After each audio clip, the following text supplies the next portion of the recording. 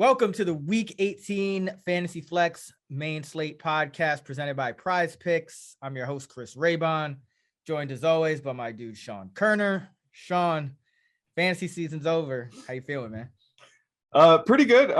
Took home the title in a couple of my important leagues. Clinched it on AJ Dillon, his second touchdown, so that was fun. I've been waiting for AJ Dillon to break out for 2 years now, so it was nice to win the championship on his legs, his massive legs. Did really good in props, 7-3 in props. Even took a stab at projecting some college football projections and went 4-1 on those props. So feeling good heading into Week 18. Like I said yesterday, this is my favorite week. It's like a mixture of preseason and playoff football all in once. So going to be an exciting week when it comes to prop betting. But how are you doing? How was your fantasy football regular season? It was pretty good. Won a couple of championships, lost a couple. One to Mike Randall in our league. Did pretty good in best ball, so it was a good year. Feeling good. Pretty entertaining week 17 too. I want to say. I mean, what was your favorite moment? Was it? It had to be Antonio Brown. Yeah. I mean, not like just the whole end of that game, because like not just Antonio Brown doing what he did, but then the Bucks, of course, coming back. Just Tom Brady, calmly driving down the field. And I think even the commentators were like, can Brady do it with just like no timeouts and 59 seconds? It was like long throw, touchdown. It's like, of course he did. Of course he can. I was sweating. I had Mike Evans under 50.5 receiving yards, and he was stuck on 47 for like the entire fourth quarter. So it was incredible that Brady threw for what, 400 something yards. Yeah. And Evans finished with 47. So dodge a bullet there. Yeah. Brady just, of course he shows up in the fantasy championship. Why wouldn't he? Yeah, but no, it's very cool week. I mean, what, people were falling over railings. It's gotta be the worst stadium. Like I hear something bad about that stadium like every week, and nothing bad about any other stadium pretty much ever. So interesting week, but now we got pretty much just DFS to look at. So we got the Saturday slate. We got the Sunday main slate, so we'll go over both of those on this podcast. Let's jump right into the Saturday slate. We got Kansas City, Denver. Kansas City still can, still playing for seeding. And then Dallas, Philly, both of those teams still playing for seeding, but could see them potentially, rest guys depending on what happens here. I mean, Philly's got a bunch of COVID issues, so I don't even know what their depth is going to be like, but who stands out to you at the quarterback position on this 2-game Saturday slate? Yeah, so unfortunately, the quarterback position is kind of a no-brainer for this slate. Dak and Patrick Mahomes are pretty obvious. I think the Eagles, they don't have much to play for, right? They're either going to be the 6th seed or 7th seed. So I'm hearing rumors they might be sitting people. So if they sit Jalen Hurts, Gardner Minshew would be interesting, and just kind of who to stack him with. Who knows who? Like I think Devontae Smith would be somebody they would have rest, but maybe Quez Watkins and Jalen Reagor play. So Minshew might be kind of interesting, but right now it just looks like Dak and Mahomes. I can't see myself really playing Hurts in a meaningless game. Like who knows if he'll just play the half, and then how could you play Drew Lock over Patrick Mahomes or Dak Prescott? So right now it's kind of a straightforward quarterback slate. Yeah, I think it's even clearer than that. I mean, I don't even want to play Mahomes on this slate. He's that Fangio defense. I mean, that has been essentially the blueprint for slowing down Mahomes in the first matchup. 15 of 29, 184 yards, no touchdowns, 1 interception, and 4 carries for 12 yards and a touchdown. So it was not pretty for Patrick Mahomes. And I think that this Denver team, I mean, they're still going to come out with pride. It's in Denver. Who knows how long the Chiefs go, depending on what's going on, with them and how they feel about the game. I just don't know, like, if we get like a vintage Mahomes performance here at all. I think that, Chiefs are going to want to play it safe. They're not going to want to push the envelope. We've seen that even with guys coming off COVID lists and things like that. So I think Dak is kind of the guy. If Dallas seems like they're going to have the most to play for, right? Because Philly's resting guys. Denver's out, but they're playing for pride. We don't care about their quarterback situation anyway. But yeah, I think it's Dak. And then if Minshew plays, then Minshew, because he'll just be playing for, kind of auditioning for a new team or yes. something like that. So let's say Philly announces they're resting like pretty much all their starters and Dallas is now like minus 13. Would you still be comfortable playing Dak, or would you have similar concerns with Mahomes where, you know, he might not have to play much in the second half? Yeah, I mean, I just like the matchup for Dak though, because the Phillies resting guys, they're resting guys. Like they're resting guys on defense. Yeah. Like Mahomes is gonna get the DeFangio defense, as far as we know. You know, like as far as we know. Yeah. And that's the pride of Denver's team, even without Von Miller. You know, that's still kind of what Denver's done. I mean, I think they are. Let me double check this. They are all the guys that they've lost and kind of, you know, gotten hurt on defense. They are third in the league, 18.4 points per game allowed. Wow. Like that's what Denver's like. They're gonna come out. I guarantee you they're gonna give effort in this kind of game. So it's an ugly slate. Like Minshew probably, if he plays, would probably be the best quarterback option when you consider, you know, value and all that. So yeah.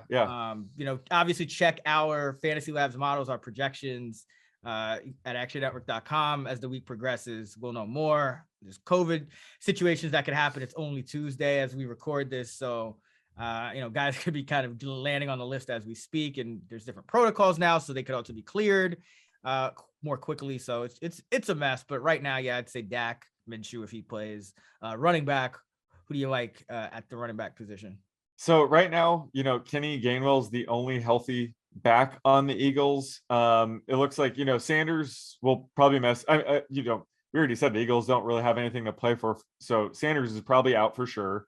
And now Jordan Howard and Boston Scott are on the COVID list, so it could be a Kenny Gainwell week. And you know, against the Cowboys, it's not an easy matchup, but if it's a trailing game script, you know, that fits Gainwell perfectly. He's a pass catching back. He's only 4,100, so he's going to be very highly rostered. I don't know who the Eagles have on their practice squad, but maybe the backup might be a sneaky play because they could split carries or something. But right now, it looks like Gainwell is going to be a no-brainer play if Howard and Boston Scott are held out as well. And then last week, I said that, you know, I love Darrell Williams if they're going to be in a competitive game script. And sure enough, that was just, you know, the game of the week between the Chiefs and Bengals. Great call on Bengals plus 3.5. And Darrell Williams had a good game, but this is the kind of game where I do think Derek Gore has some upside. You know, the Chiefs could run away with this. And if they're up 10 plus, 20 plus in the second half, that's when Derek Gore can be a slate breaker. So I think I will have some shares of Derek Gore against the Broncos this week. You're about to bet the Chiefs here, aren't you? Like you just have no confidence in this Broncos team. I'm like, Chiefs, they're at home. Like this is the perfect spot for the Broncos to like lose by like 3 points. You know, but I mean, I get you. I mean, Edwards-Helaire is not even technically ruled out yet. Anyway, I don't think he'll play. But this does seem like one of those games where, because Williams is a big part of that. You know, in that postseason run last year, you know, he was an integral part, and Edwards-Helaire hasn't always been able to stay healthy. So, I think you're going to see a little mix. And McKinnon's also back. So, they could, there's a lot of different ways they could go. I think Gainwell's the clear choice. I mean, Dallas a run funnel defense anyway. They're first in DVOA against the pass, 18th against the run. And then, you know, Gainwell's a rookie, and he's a guy that they could actually afford to get hurt because they still have 3 other guys that they would have active and probably get back for the next week anyway. So, I think Gainwell gets as much as he can handle. I don't know if I even care about the roster shit because there's just so few options. Yeah. I think if anything, you're going to have to switch it up at receiver because at least then it's like every team's going to have 3 receivers on the field for a majority of the snaps in some form or fashion. So there's more ways to kind of mix it up at receiver. But at running back, it's like there might only be like a couple of guys that even get 15 touches, and Gainwell seems like he's one of them. So, yeah. And we'll have to see what happens with the Broncos backs, but you know, both Melvin Gordon and Javonte Williams are pretty banged up right now. So in a meaningless game, you know, do they end up sitting one of these guys? Then the other one would be a no-brainer play. So that's a situation I'm monitoring. If they both play, I think they both, you know, they're too banged up. They limit each other's ceiling. Again, the Chiefs might blow them out. But if one of those backs is ruled out, that's going to shake up the slate quite a bit because that whoever is active would be very highly rostered. I think Javonte, I mean, just like because he's the rookie, I think if he's healthy enough to go, I think they might lean on him a little bit more. He's also 143 yards away from 1,000. So, I mean, Gordon's 192 yards away. I don't think that's realistic. Though he is a veteran, but he's not like he's on like a 1-year deal or anything. So I think Javonte is interesting. I think he's just kind of seems like the guy that, last game of the season, why not, right? But who knows? What about wide receiver? You mentioned kind of Devontae Smith. He kind of stood out to me, but again, I don't know if he's going to be part of the guys that'll rest. So, Cedric Wilson is a guy who he'll have to take over that Gallup role again. Although they do have some guys back. I think Noah Brown was his practice window started, but I still think Wilson, he put up a big game last week, probably gets a chance to play here and keep it going. So he's the guy that really kind of stands out. What about you? Yeah, same here. Cedric Wilson already stepped up earlier this year when Michael Gallup was out for several games. So I think he'll get that number 3 wideout role. So I think he's a great play here. And I think CeeDee Lamb is sneaky as well. He's been pretty quiet these past few weeks. He hasn't scored a touchdown since week 10. I think Darius Slate, if he does play, would be shadowing Amari Cooper for the most part. I think Lamb will see mostly, Steven Nelson, Avonte Maddox. So he has the easier matchup. So Lamb's rostership might be a little bit lower than it should be. So, without Michael Gallup, I think Lamb should see an extra couple targets. So I like him. But yeah, on the Eagles side, I think Devontae Smith is going to get held out if they hold out, Jalen Hurts. Dallas Goedert is on the COVID list, so maybe he misses as well. So if like Quez Watkins and Jalen Reagor are active, I definitely be interested in stacking them with like a Gardner Minshew. But if they're both out, and let's say it's JJ Arcega-Whiteside and Greg Ward out there, I'll probably be off the passing game completely. Like, no offense to Gardner Minshew, but it'd be impossible for him to really put up a big score with those backups. So again, there's a lot of news that we need to sort through by the end of the week. But if Quez Watkins and Reagor are in there with Smith and Goddard out, I'll be interested in those two. Ward would be interesting either way. he continuously has stepped up when called upon, and he's probably better than Reagor and Watkins, to be honest. Like, I don't, you know what I mean? Maybe like, Reagor, but no, I don't know. Watkins has Watkins scored a touchdown this year? I don't think Watkins. No, I think they were all 3 were in the preseason. Yeah, right. Yeah, he's got 55 targets, 38 catches, no touchdowns. So yeah, I think I like Ward. I think Ward, he's shown that ability to get like 7, 8 catches here and there. So if he plays, I would look at him. Arcega-Whiteside is kind of one of those guys that, he's a little bigger bodied guy, hasn't really shown the ability to consistently get open. So all right. Tight end. It's tough here too. You almost have to go with probably Travis Kelce or Dalton Schultz, unless the Eagles hold out Goddard, and it looks like Stoll ended up on the COVID list. So, could be a Tyree Jackson game if they hold out everyone, but we're looking far down the line here. Yeah, that's pretty deep. And it's funny, like Greg Ward and Tyree Jackson are former quarterbacks, so maybe they have a trick play up their sleeve with those two. I don't think we need to get cute here. I think it's Travis Kelce or Schultz, all the way here. You could take a stab at either one of the Broncos tight ends, but there's just so much value elsewhere that I think it just makes sense to spend up at tight end. If you want to get contrarian, make unique lineups for leverage, then certainly, spend down at tight end. But this slate's just pretty straightforward at QB and tight end, unfortunately. Yeah, Noah Fant, he did get on the estimated practice report. They said he was limited, but if for some reason they hold him out, it's week 17, they're eliminated. That's a guy, maybe they hold out if he doesn't progress. Then Okuwebunam, Alberto. Albert Okuwebunam. That would be a good play. That would be a guy that you could kind of stick in there, and he's shown the ability to put up some similar numbers to Fant when he's in there. And he would, if he's the only tight end, I think he would be a high upside guy. So he's the only other guy. And then again, if Jackson's going to be like the only tight end that's been on the roster all year that's going to suit up, then I have no problem with him either. Yeah. All right. Let's get to the main slate, and we'll start with quarterback. We won't worry about the rankings since fantasy's over. We'll just kind of jump into the DFS cheat codes. Sean, who do you like for value this week at the quarterback position? So there's a lot of guys in this like 5,500 range, these dual threat quarterbacks. All 3 of them, they're not guaranteed to start this week. So let me just start with the first one, Tyler Huntley. We're still waiting to see if Lamar Jackson is healthy enough to suit up. But if Tyler Huntley starts again, he's going to be a great play at 5,700 against the Steelers. Jordan Love, at the Lions, potentially starting for Aaron Rodgers this week.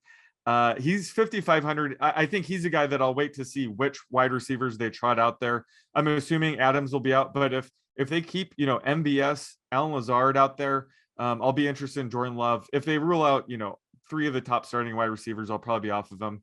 And then Trey Lance, 5,500 against the Rams. If Jimmy G is held out again this week, I'll love me some Lance. He really struggled in the first half, but he came on in the second half. He's going to be way too cheap at 5,500. In the top tier, I think Matthew Stafford makes sense at 6,700. We'll talk about it later, but Cooper Kupp's going for the receiving yard record in a season. He needs 135 yards or more. So, Stafford could be forcing it to him a bit more this game, which is only going to benefit Matthew Stafford. So I think this is a sneaky spot for Stafford, especially against the 49ers defense, which is a pass funnel defense. So I love Stafford at 6,700 as well. Yeah, Stafford kind of stands out. I mean, it should be a competitive game. The Rams always seem to falter against the Niners, so they might actually be in a trailing game script, even though they are favorites. Another guy that stands out to me, Taysom Hill.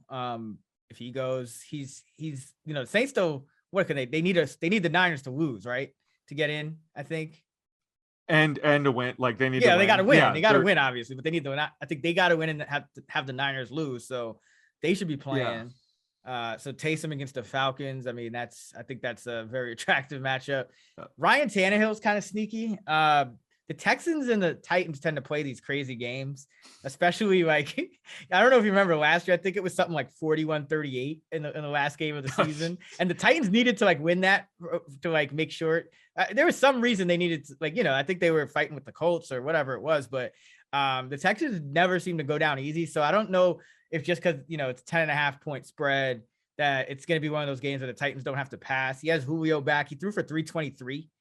Against the Texans, only 1 touchdown, but they lost that game. But I could see a competitive game here again. So I think Tannehill is interesting as well. And I don't think anyone will be on him just because he's 6K. He's not really cheap. Yeah. So, I mean, you might get him at 1%. You could stack him with AJ, who kind of had a disappointing week. So his rostership should be lower. I like the Tannehill under the radar play and stack for this week.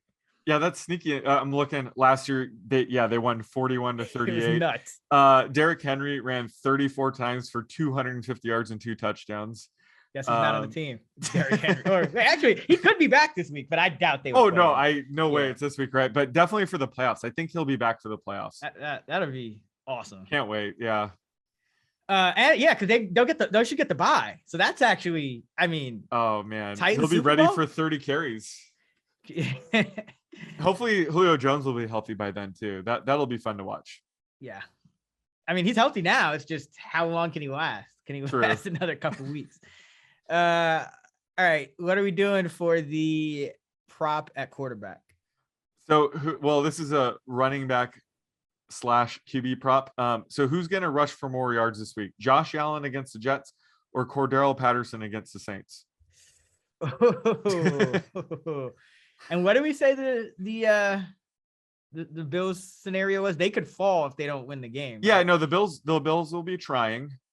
And the Falcons, that's negotiable, but yeah, I have it pretty even. So I'll go Josh Allen because it's Josh. Like he needs one run, whereas Patterson, I don't know if he breaks one against the top run defense in the league, and he's just been getting fewer and fewer carries. So yeah, you can't bet it. You always got to go against the Saints. We talk about this. Yep. So I'll go Josh there.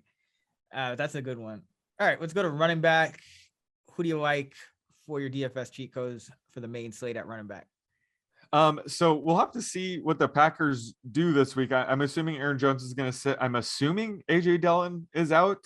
He's probably too good to try it out there this week. So I think Patrick Taylor and Kareth White, will be the running back. So I think Patrick Taylor at 4K will be one of the most popular plays. I'm thinking, especially against the Lions. So I think Patrick Taylor, maybe even Kareth White might be worth a flyer this week. Spend up elsewhere. And then, Devontae Freeman at 5,200. The Ravens are trying to win this week.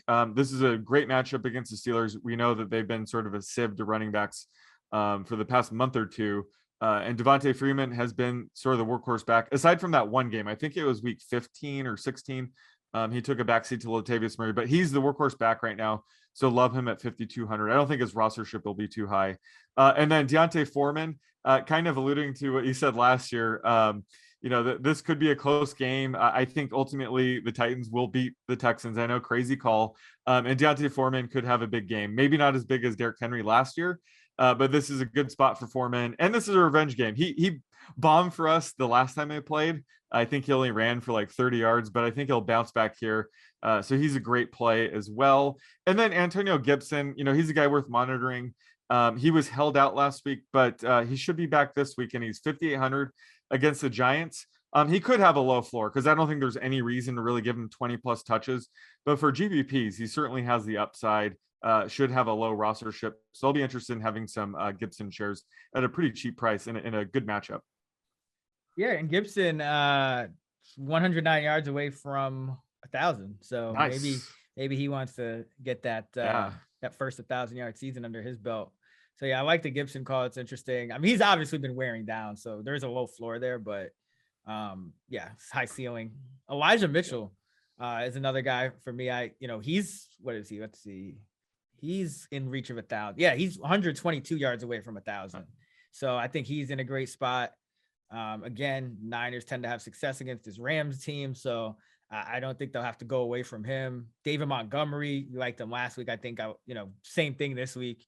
Going against the Vikings here, like him. Burkhead, I think Burkhead at this point, he's just playing like they're just letting him play it. Like they're just letting him go. Like get another contract. Like they're kind of unleashing him. So I think Rex Burkhead against his Titan defense. I mean, again, they tend to play these really crazy games late in the year. So I wouldn't be surprised if Rex has like another big game. He had a pretty decent game against the Niners, and he played a season high 66% of these offensive snaps against the Niners. He's played 60 plus 3 straight weeks, and that only 4 times this season, and 3 of them have been in the last 3 weeks. So I think Burkhead is going to continue to get kind of this feature back role to close out the year. I mean, he's averaging 19 carries per game. Wait, no, more. No. Yeah, he's averaging 19 over the last 2, and then he's got 18 over the last 3. So average. So, and then that's not even counting his receiving usage. So he's a 20 touch guy these days. Rex Burkhead, who'd have thought? Yeah, he had 6 catches last week.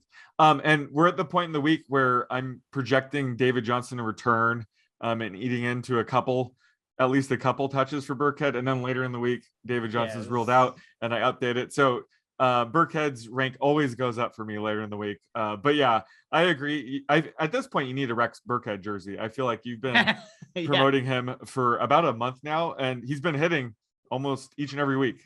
So great calls. And yeah, why not keep it rolling this week? So I'm all in on the Burkhead train with you finally. Yeah, and to be like, Johnson hasn't been those last couple of games. He really hasn't been cutting into Burkhead's work, even when they've both been active. Like Johnson used to be the main receiving back. The last 2 games he played 25% and 13% of the routes. Like he just did he get injured in game or something, or was that just they didn't use him? He might have gotten injured in one of them, but he just I don't at this point, like, I don't think they're too interested in playing. I mean, if they were interested in playing David Johnson, Rex Burkhead wouldn't have been playing over him from the start. So I mean, it's David Johnson. He was broken like 3 years ago at this point. I think Mark Ingram was playing over him earlier. Yeah, well, Mark Ingram was all of these backs were better than David Johnson. Yeah, right? I mean, Royce Freeman kind of might be even better than David Johnson. Who knows? But yes, Rex, like him, love the Taylor call. I mean, I think Taylor gets most of the work over Karras White just because, Taylor's been the guy that's kind of been on the active roster, gutting it out most of the year. And so usually with those kind of guys, they give him a chance to play in these kind of games. And he got, what do you have, a season high 6 carries last week? Ooh, yeah, I think so. Yeah, so I think they're getting ready to kind of give him some work to close out the year. And one guy, we don't know for sure if he'll be healthy, but he's got bruised ribs, so I can't imagine that's going to keep him out. But Keyshawn Vaughn, looks like Ronald Jones is going to miss, so that would be a good spot for Keyshawn Vaughn to get some work I think they could afford it because, they still have a guy like Kenyon Barner to play special teams if for some reason Vaughn got hurt for the playoffs. So I think they would let Vaughn go and play in a game that they still want to win this game, right? The Bucks want to win this game. Yeah. I think they want to win the game. Yeah. So I think Keyshawn Vaughn goes if he's healthy. So watch out for that. What do you got for the prop? So let's go with DeAndre Swift, total rushing and receiving yards this week against the Packers. I'm setting the line at 55.5. Rushing and receiving, huh? What did he only play? Like he played 57% of snaps last week. He just didn't get much work. Yeah, he got receiving work. Like his routes run was over 60. Yeah. But he just didn't get any rushing work. And Dan Campbell was saying all week they want to just unleash him and close out the season strong, but that didn't happen. So could happen this week, and he's only 5,900. So just what are you thinking when it comes to Swift? Yeah, I'm gonna go over. I wonder if they were trying to just get him to 1,000 scrimmage yards or something last week. He went over by about 20 yards. So I don't know I don't think there's any like other milestones in play here, but yeah, I think to close out the year, I think he just liked to get back to it, So I think they will let him play a little bit. Although you never know, they got like 87 backs, but he's good enough. He just needs to break like one or two big ones to go over that. It's not a hard number. So I'll go over that. Let's go to wide receiver. Sean, who do you like at wide receiver this week? So you kind of already mentioned him earlier when you were talking about Ryan Tannehill, but I love AJ Brown at 7K here. His ceiling may be lower just due to the potential blowout, but like you said, the Texans, they've played a lot of teams a little bit closer than we think, and especially these Titan Texans clashes. So I think AJ Brown, he has 2 touchdown upside here. They're gonna lean on him against a weak defense. So I think his ceiling is, achievable here. So love him at 7K, especially on just a weird week like this. So he's one of the few players that I don't mind spending up on. I'm going to stick with Christian Kirk again at 6K facing the Seahawks. He had a solid game against the stingy Cowboys pass defense last week, cut 6 balls for 79 yards. 3 straight games now of 6 or more catches. So this is a much easier matchup. They've been leaning on him a lot more ever since DeAndre Hopkins has been out. So I love Kirk, especially at 6K in this matchup. And then, a guy that might be sneaky this week is Elijah Moore, just for GPPs. But, he's 4,700, could return this week. And I don't think the Jets would trot him out there unless they were sure he was, at or near 100%. So despite the tough matchup against the Bills, this could be a week where they, unleash him for one last game. Maybe let Zach Wilson air it out a bit. Who cares if they lose? So Elijah Moore could be sneaking GPPs at 4,700. Obviously, one of the most talented rookie receivers out there. So love getting Moore one last time this season. And then Laviska Shenault, one more time for him to bust for me this year. He's 3,700. I mean, it's ridiculous how cheap he is, but he doesn't warrant to be over 4K. But this is a matchup against the Colts. He's done a lot better against zone this year. So one last time, Shenault, you can bust for me. So I'm going to have Shenault in just a handful of teams, but I can't pass him up in what should be a good spot for him. Yeah, Shenault is dead to me. Yeah, I agree. I'm just one last time, baby. Last time. I know I do like the Jaguars' chances of being a little frisky in this game, but yeah, it's probably going to be Treadwell. Obviously, it's going to be Treadwell. I think that just goes without saying at this point.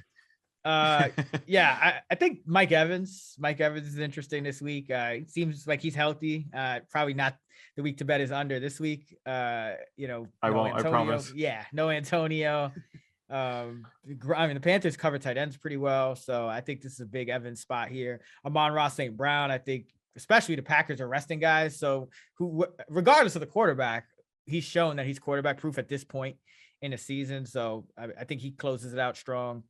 Brandon Cooks, just because I think these Titans Texans games are going to be a little bit crazier than we think. Cooks is in the midst of a really good kind of rebound over the second half. He kind of quieted down around midseason after a strong start, but he's closing out strong. So I like Cooks to keep it going. Kirk, as you said, Antoine Wesley too, down there at 4,100. I mean, against the Seahawks defense, I think a guy like Wesley has some size.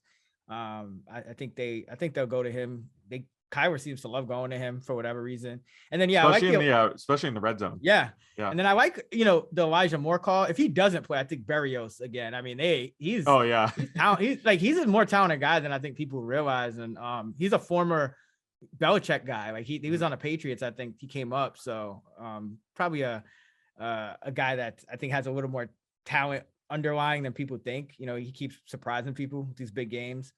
Christian Wilkerson. I mean, at this point, N'Keal Harry probably another healthy scratch. I wonder if they continue to play Wilkerson here over Aguilar. So we'll have to see what happens if Aguilar comes back. But I got my eye on Wilkerson at 3,300 because he would be like a starting receiver, like probably every snap guy if they're missing somebody again. And then Cyril Grayson. I mean, he keeps balling out. Brady seems to love to throw to him. So I know Tyler Johnson and Brashad Perriman are there and Scotty Miller's there, but Grayson seems to be kind of one of Brady's favorite targets. So they might try to continue to work on that connection heading into the playoffs because they're going to need it. They're going to need another guy now with AB out. So looking at him as well. This is why I love week 18. I mean, we're talking about Chenault, Cyril Grayson. I love the Wilkerson call. Yeah. Like, did you see that tweet from Fantasy Pros? We were 2 of the 4 analysts that ranked him inside of our top 100. Right. It's just somebody had to get the routes. Well, that's when being Degen preseason DFS and better comes into play because he looked really good in preseason. Yep. So when N'Keal Harry was that late healthy scratch, I just thought, maybe it's Wilkerson time. So I project him a little bit higher. Gunnar Ashlevsky is the only other guy, and Matthew Slater is just special teams. So I thought, this could be the Wilkerson breakout game. I did not expect that though. I could see him continuing that into this week. He did impress me in preseason. So love that call. What's his price right now? I don't have 3,300. Oh my God. Yeah, no, the cat's out of the bag with him, but I think he is sort of the real deal for these like min price wide receivers. So I think we're going to have to jam him in our DK lineup. And another couple of guys I'll mention. So Darnell Mooney is 71 yards away from 1,000. So I think they try to get him that. So that's a pretty good, if that's his median, let's say, or you know what I mean? Like that's a pretty good median for a receiver. So I think he's worth keeping an eye on and getting in some lineups. Your boy Kirk is 61 yards away from 1,000. Again, I don't know if they get contract incentives for this. I'm just kind of looking at the milestones here. These are definitely worth just looking at and factoring in. And then DK Metcalf is 91 yards away from 1,000. So I think those guys, they try to get to that. Mike Evans only 54. I mean, he probably gets that either way, but that's not really worth mentioning. But those guys in that range, and then it kind of drops off. Tyler Boyd would be 172 yards away. I don't know if he could do that. Same AJ Green's 175 away. Doubt that he's got that in him at this point. But Mooney, I think they try to he's a young guy. They try to get. Metcalf's been unhappy. Could be Russ's last game. I think they air it out to him as well. So a couple of guys to keep in mind. Let's go to the prop. Yeah. So just keeping in with this theme that you're talking about, like incentives, milestones, Cooper Kupp is 135 yards away for breaking Calvin Johnson's single season record. So that's the over under this week, over under 135.5 receiving yards for him. Over. I mean, it's not just that Kupp is in line for this potential milestone. I know he's kind of downplaying it, saying, it should be an asterisk there at 17 games, but this is San Francisco we're talking about. This is the team that lost all of its cornerbacks. This is the team that allows the most schedule adjusted receiving yards per game to opposing number 1 wide receivers. According to Football Outsiders, they allow 87.1 yards per game on average. The league average is about 65. So they're about 22 yards over. So even if you just use Kupp's normal projection and add like 22 yards, he's probably over this number. So we're very close to it. So with a little added incentive in a game that I think the Rams may actually have some trouble, with more than maybe the Vegas odds imply. I think I'm going over this. What about you? Yeah, no, like I was saying last week, I was kind of rooting that he was going to be 150, 160 yards away, but since it's 135, that's pretty close to what his normal prop is. But let's say a book is offering, 120, let's say Prize Picks has 128.5 receiving yards. Are you just hammering that, or are you kind of like shying away? Because that would be the highest prop of the season. Yeah, I mean, I just go over. I wouldn't hammer it any more than any other prop, but just a normal one. I would still go over. Yeah. Yeah. Okay. I mean, I think, yeah. And when it comes to these like incentives and stuff, you're talking about Mooney, Metcalf. I think those come more into play when the team has nothing to play for. Yep. Whereas, a team fighting for a playoff spot, they're not going to get too cute. But when it comes to Cooper Kupp, like I mentioned earlier, like forcing Cooper Kupp the ball probably isn't a bad thing. So this also does jive with, needing a win. So I just think, I think we're going to see books probably float a line probably close to 130 because they're going to have to factor it in. It's not too far off from where his prop normally is. So I just think we're going to see, the highest receiving prop all year on Cooper Kupp this week. Yeah, and we should, we should, exactly. Yeah. And I mean, the Rams, even if they lose, they're still in the playoffs, right? They just get a bad. Yeah, seed. They're going for home game. Yeah, I guess they can't get the 1 seed, so they can't get the bye, but they can get the 2 seed.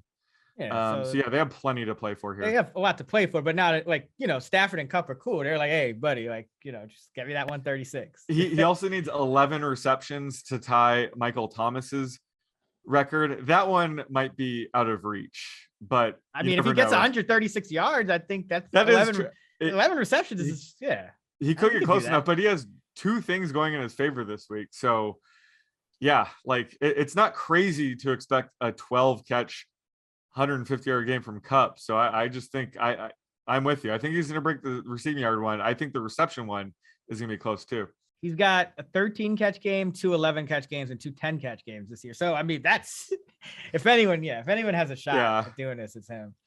Let's go to tight end. Who do you like at tight end? Kind of, I mean, it's early in the week. Not a lot to pick from as far as I see. I mean, I'll just throw out a couple of names. Zach Ertz, I think, the Cardinals still playing hard. I think, he'll be a guy that's still involved against this zone defense of the Seahawks. Tight ends tend to do better against zone. And then John Bates, looks like Seals Jones isn't going to play this week. He had an unfortunate accident with the cameraman, got taken off on the board. So I doubt they, bring him back this week.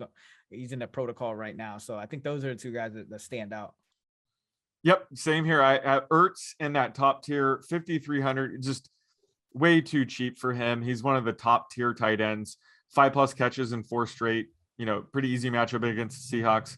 And like you said, John Bates, with no Ricky Seals-Jones, we can expect Bates to run a route over 80% of the time, especially since they're evaluating for the 2022 season, so they'll want the rookie to get as much playing time as possible here. He's looked really good when he has gotten playing time and targets this year. So at 3K, he's sort of a no-brainer play if you want to go, spend down at tight end. And also, I'd be remiss to leave out our boy Brevin Jordan, but he's 2,700 this week. Like you said, could be a close game against the Titans.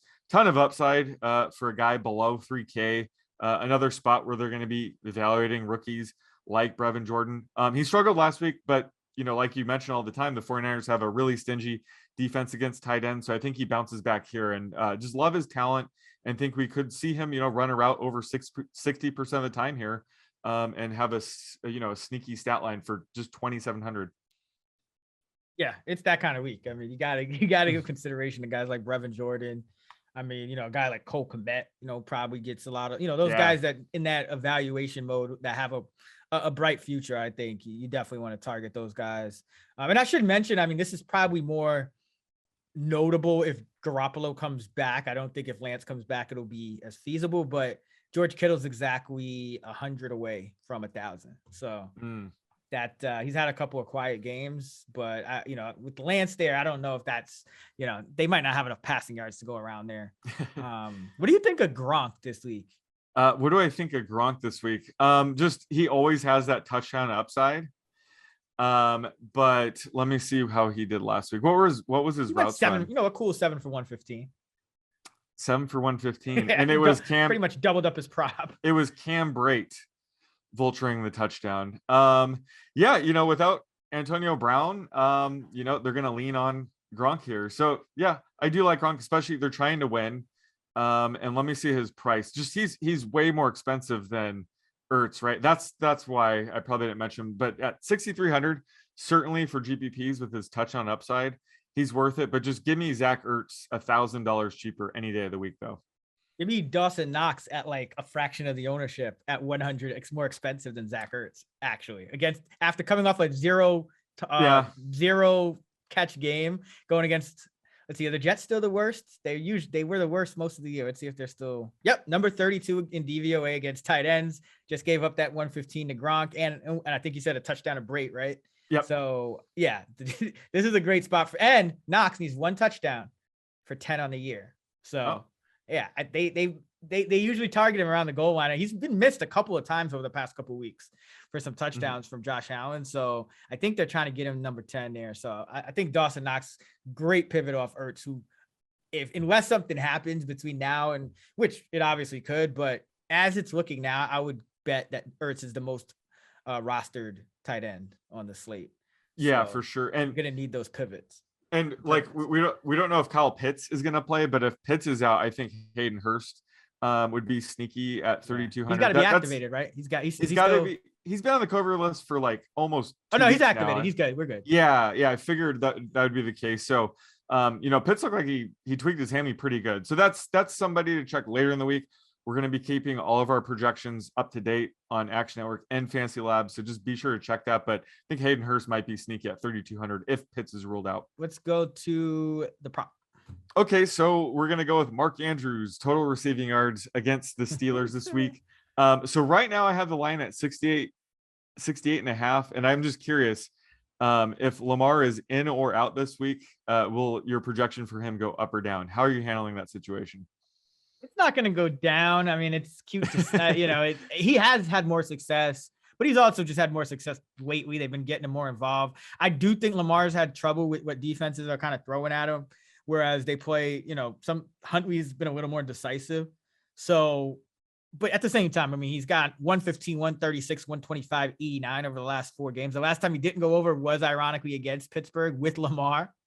So I see why you're putting it there. I'm still going over though. I think they're going to need it. They have a lot to play for, but there's little chance of getting in, even if everything kind of a lot has to shake their way. I think it's like a 4% chance or something like that. Something like that. Yeah, they need like 3 other teams to win or like a tie or something weird to happen. But I'll go over. It's the last game of the season. Why not just keep chucking it to the guy? Exactly. Right. And it just seems like whenever Huntley's under center, that's when Mark Andrews just goes nuclear. So just an interesting trend I've noticed. All right. Let's go to our lineup building segment of the pod. We'll build a lineup on FanDuel and DraftKings on the main slates. Let's start on DraftKings. I think it's your turn to go first. Let's see. QB. I'm going to wait on QB because like the 3 guys I like, we don't even know if they're starting. So I'm going to go with wide receiver. Let's go with AJ Brown. Well, if we're going AJ Brown, then I'll just go Tannehill. Love it. I was teeing that up. All right. So that's $6K for Tannehill, $7K for Brown, $52.85 remaining on average. Let's run it back with Brandon Cooks. Let's get this game stack complete. All right. I'm going to go with Elijah Mitchell, $6K. I think that's way too cheap. Yeah, absolutely. So 49.40. Did Jeff Wilson even get a carry last week? Wow. Yep. All right. So 49.40, running back, wide receiver, tight end, flex defense. So we have 49. Maybe I'll go with the defense here so we can get a better sense. Let's go with the Lions against Jordan Love. Like they could rule out like even MVS, Lazard. So let's get. It could be one of those under games too. Yeah, I mean they're 2,700. So let's just go with that. 2,400. Oh, 2,400, even better. Yeah. All right. So let's go with John Bates here to give us some nice. More. Leeway. He's only 3K. So now we're up to 64.33, and we have a running back, wide receiver flex to get in there. Let's just jam him in. Cooper Kupp. Yes. Why not? so now we're back down to 4,800. we can handle cheap. I'll let you go flex. So I'll go with the running back here. Ooh, let's go with the Swift Lions stack here. Let's just go. Swift. Oh, love it. So that's 5,900. So you got 3,700 to play with. Let's see. I won't. No, I won't do that to you. Like I said, that's a personal thing. Like I have to let him bust one more time on just a couple of teams. who is the other guy that you mentioned? Oh, Cyril Grayson. No, he's too expensive. He's too expensive. Holy they moly. priced him up. No, I trust me. I love Wilkerson. I'm just worried his rostership might be a bit too high. But I think with this lineup, 400 left over, I think it's a good lineup. So let's go with Wilkerson. All right. So we got Ryan Tannehill at 6K, stacked with AJ Brown at 7K. And then our other receivers are Brandon Cooks at 63 and Cooper Kupp at 97. Our flex is Christian Wilkerson at 3,300. Our running backs, Elijah Mitchell at 6K and DeAndre Swift at 5,900. Our tight end is John Bates at 3K. And we got the Lions defense stacked with Swift for 2,400. That leaves 400 on the table. Always like to leave some salary just for differentiation purposes in these large field tournaments. So let's lock that in. Let's jump over to FanDuel. I'll start us off here. Ooh, Cooper Kupp's up to 10K on FanDuel. Is he down to 10? I don't even remember what he was last week. Yeah, I think he was like 10-2 last week. Yeah. Okay. JT's 10-2. Yeah. But FanDuel's half PPR, so Kupp's, a little less valuable there, but either way, worth every penny. Let's go Devin Singletary at 6,700. Home favorite against the Jets. Yeah, I was thinking about taking him on DK, but he's more of a FanDuel play anyway. Now, these days. Yeah, these days, exactly. Because he's like the feature back. Yeah, he's like the Zach Moss. Well, I'll go with Christian Kirk, 6,200. I think he's even cheaper relatively on FanDuel, so love him there. Let's go DK Metcalf. 12 touchdowns on a year. Needs 91 away from 1,000. Yep. Let's go 7,200. Pretty good price. And we got the game stack with Kirk. So you can go Russ if we want, or Kyler. Russ might make sense. Last 7,500, 200 cheaper than Taysom. Yeah. I mean, Russ has a low floor, but this is a GPP team. Yeah. Let's go with the Russ DK stack. All right. Let's go with the Patriots. Oh. Pay up for the Patriots because number one, if we wanted to, we could stack them with like a Harris or a Stevenson. Number two, the Dolphins just scored 3 points against the Titans, and now they got to play this Patriots team. Like, yeah, and it's a revenge game for New England. Yeah, let's go with let's pay up for the Patriots. That works. Let's see. So we have a better sense. 69.50. Nice. Running back, wide receiver, tight end, flex. Okay. Tight end's tricky. Bates obviously sticks out like a sore thumb. Let's go with George Kittle. Maybe hope that Jimmy G plays. Although I don't know if I want to injure Jimmy G playing, but just I kind of like the 100 yards to get 1,000. Like, yeah, it's intriguing. I'm all about that this week. So let's go with Kittle. He's probably overpriced at 6,900, but still, we're just going for sheer upside here. So I think with lower rostership, massive upside, I think Kittle's a play. Looks like Damian Harris is going to be good with this hamstring injury. It was like more like, get him out of the game. So let's go Damian here. He's nice. He's 7,400. But he's 108 away from 1,000. On a season. So I like that. I like it stacked with the Patriots. Revenge game for him. He fumbled the win last time in the week one. So yeah, let's go Damian Harris here. That gives us 67.50 for a wide receiver and a flex. Plenty of money. Let's go for old time's sake. The last time we'll get Wilson, Lockett, Metcalf stack. I love it. Why not? I mean, if Wilson's really going to pay off this salary, he's probably going to need both anyway. So. Exactly. So I do like this. All right. So that's 6,600 for a flex. Let's go with Saquon. He got a 21 for 102 last week. It's probably still no one's going to trust him. Last game of the season. It would only be right for Saquon to have his biggest game when the fantasy season is over. So that's on brand.